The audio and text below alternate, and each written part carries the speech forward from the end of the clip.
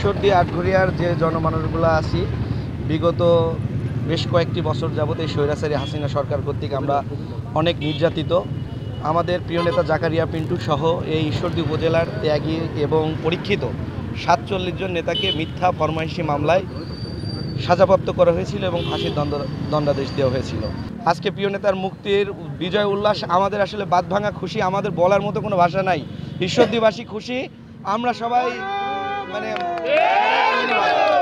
রাজপথে ছিলাম। আগামী দিনে তারেক রহমানের নির্দেশে আমরা রাজপথে থেকে ইনশাল্লাহ বিএনপিকে একটি সুন্দর সুশীল সংগঠন হিসেবে জনগণের মাঝে উপস্থাপন করব। স্বৈরাচার যে কাজগুলো করেছে ওই একটা সংসার বাতিল ছিল, এই বিরোধী লোকগুলো যাতে ওর উপরে সত্য কথা বলতে না পারে, অন্যায়ভাবে দোষগুলো চাপায়ে যেই প্রতিবাদী হতো তাকেই ধরে ও নির্যাতন করত। তো যাক, আল্লাহ ফয়সালা করে দিয়েছে এবং নিষ্পাপ লোকগুলো আজকে জামিন পেয়েছে। এই কারণে সত্যি আমরা পুরো এলাকাবাসী খুশি, আমরা পুরো এলাকাবাসী সন্তুষ্ট।